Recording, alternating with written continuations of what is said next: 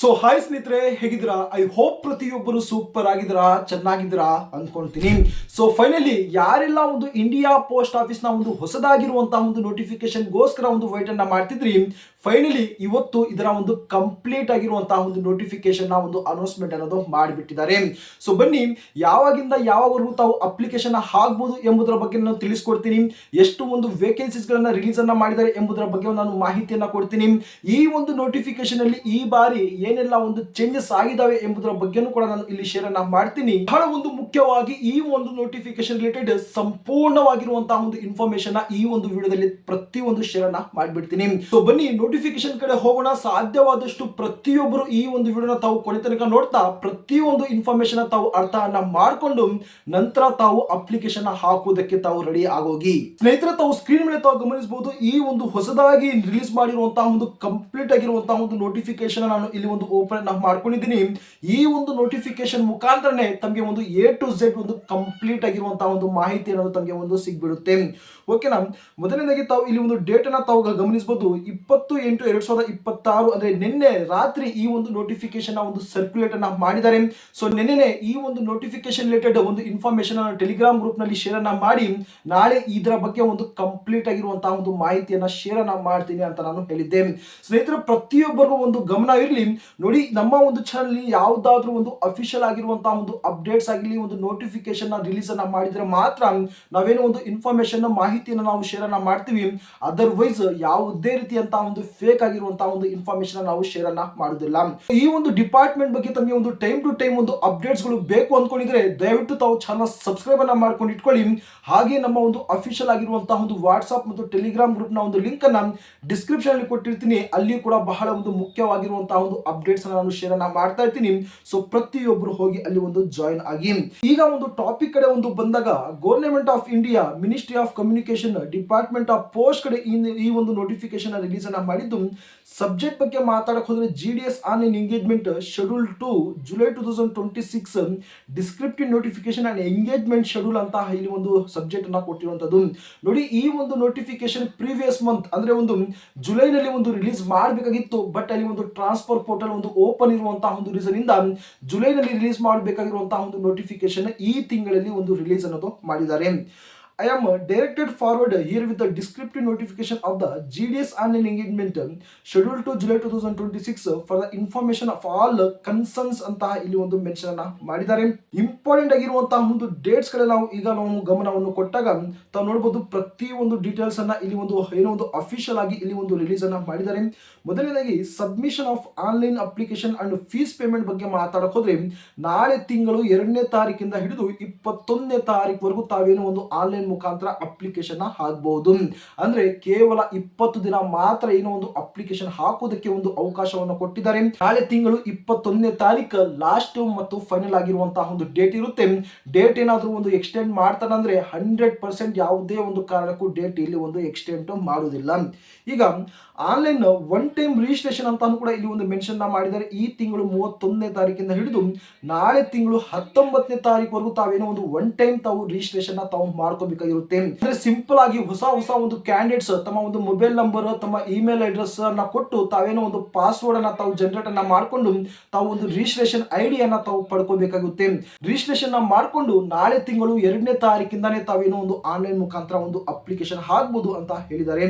Suppose ತಾವೇನಾದ್ರೂ ತಮ್ಮ ಒಂದು application ಅಲ್ಲಿ ಏನಾದ್ರೂ ಒಂದು ಮಿಸ್ಟೇಕ್ಸ್ ಅನ್ನ ಮಾಡಿದ್ರೆ ಅದನ್ನ ತಾವು ಕರೆಕ್ಷನ್ ಅನ್ನ ಮಾಡ್ಕೋಬೇಕು. ಅಂದ್ರೆ 23/9 ಹಿಡಿದು 24/9 ಅಂದ್ರೆ ಕೇವಲ 2 ದಿನದಲ್ಲಿ ತಾವೇನು ತಮ್ಮ ಒಂದು ಅಪ್ಲಿಕೇಶನ್ ತಾವು ಎಡಿಟ್ ಮತ್ತು ಕರೆಕ್ಷನ್ ಅನ್ನ ತಾವು ಮಾಡ್ಕೋಬಹುದು.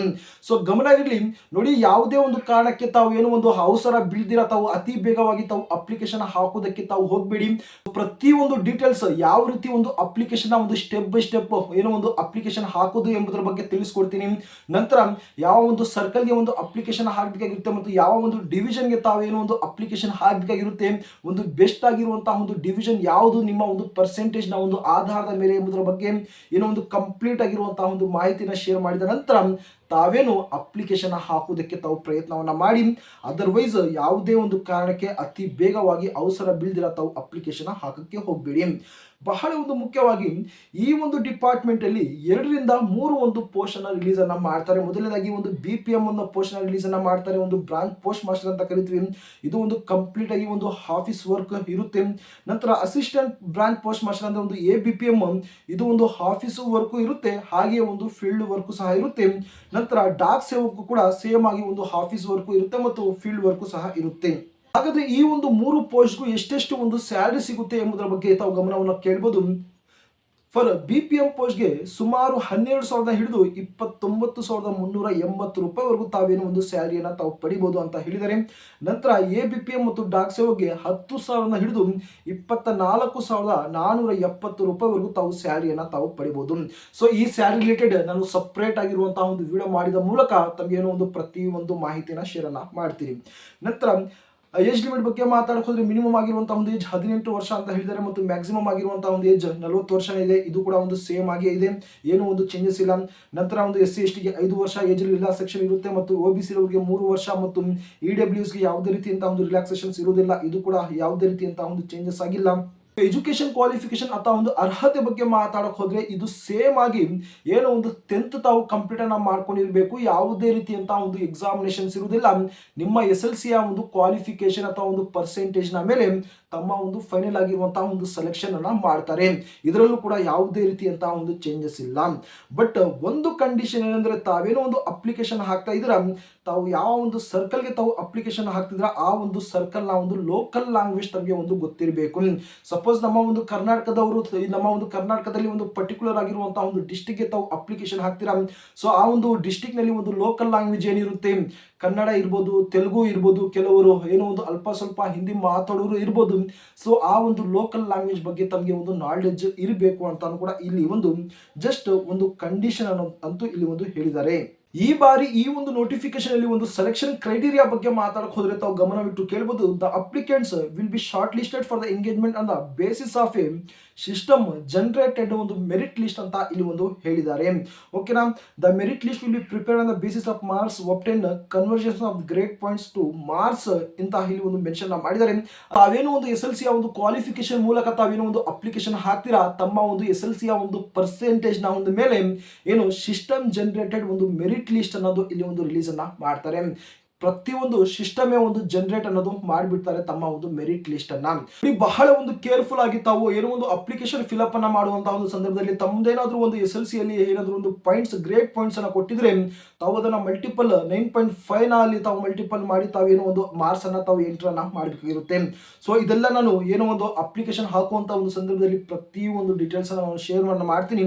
ಸೊ ಅದರ ಬಗ್ಗೆ ತಾವು ತಲೆ ಕೆಡಿಸ್ಕೋಬೇಡಿ. ಯಾರೆಲ್ಲ ಈ ಒಂದು ನೋಟಿಫಿಕೇಶನ್ ಅಲ್ಲಿ ಒಂದು ಅಪ್ಲಿಕೇಶನ್ ಹಾಕ್ತೀನಿ ಅಂತ ಯಾರೆಲ್ಲ ಒಂದು ಕಾಯ್ತಾ ಇದ್ರಿ, ಸೊ ಪ್ರತಿಯೊಬ್ಬರು ಏನು ತಮ್ಮ ಒಂದು ಡಾಕ್ಯುಮೆಂಟ್ಸ್ ಅನ್ನ ತಾವು ಇಲ್ಲಿ ಒಂದು ರೆಡಿಯನ್ನ ಮಾಡ್ಕೊಳ್ಳಿ. ಓಕೆನಾ, ಮೊದಲನೇದಾಗಿ ತಮ್ಮ ಒಂದು ಮಾರ್ಕ್ ಶೀಟ್ ಅನ್ನ ತಾವು ರೆಡಿಯನ್ನ ಮಾಡ್ಕೊಳ್ಳಿ. ಒಂದು ಐಡೆಂಟಿಟಿ ಪ್ರೂಫ್ ಆಗಿರ್ಬೋದು, ಕ್ಯಾಸ್ಟ್ ಸರ್ಟಿಫಿಕೇಟ್ ಆಗಿರ್ಬೋದು, PWD certificate, EWS certificate, transgender certificate ಮತ್ತು ಡೇಟ್ ಆಫ್ ಬರ್ತ್ ಒಂದು ಸರ್ಟಿಫಿಕೇಟ್, ನಂತರ ಒಂದು ಮೆಡಿಕಲ್ ಸರ್ಟಿಫಿಕೇಟ್, ಇಷ್ಟು ಒಂದು ಡಾಕ್ಯುಮೆಂಟ್ಸ್ ಅನ್ನ ತಾವು ರೆಡಿಯನ್ನ ಮಾಡ್ಕೊಳ್ಳಿ. ಸೊ ನಾನು ಆಲ್ರೆಡಿ ಡಾಕ್ಯುಮೆಂಟ್ಸ್ ರಿಲೇಟೆಡ್ ಒಂದು ಕಂಪ್ಲೀಟ್ ಆಗಿರುವಂತಹ ಒಂದು ವಿಡಿಯೋನ ಮಾಡಿದ್ದೀನಿ. ಸೊ ತಾವೇನಾದ್ರೂ ಒಂದು ಕಮೆಂಟ್ ಅಲ್ಲಿ ತಿಳಿಸಿದ್ರೆ ಇನ್ನೊಂದು ಸಲ ನಾನು ಏನೋ ಒಂದು ಇದರ ರಿಲೇಟೆಡ್ ಒಂದು ಕಂಪ್ಲೀಟ್ ಆಗಿರುವಂತಹ ಒಂದು ವಿಡಿಯೋನ ಮಾಡಿ ತಮ್ಮಲ್ಲಿ ಶೇರ್ ಅನ್ನ ಮಾಡ್ಕೊಂತೀನಿ. ಫೀಸ್ ಅನ್ನ ತಾವು ಇಲ್ಲಿ ಒಂದು ಗಮನಿಸಬಹುದು. ಕೇವಲ 100 ರೂಪಾಯಿ ಮಾತ್ರ ಇಲ್ಲಿ ಒಂದು ಏನು ಜನರಲ್, OBC, EWS ನ ಒಂದು ಕ್ಯಾಟಗರಿಗೆ ಇರುತ್ತೆ.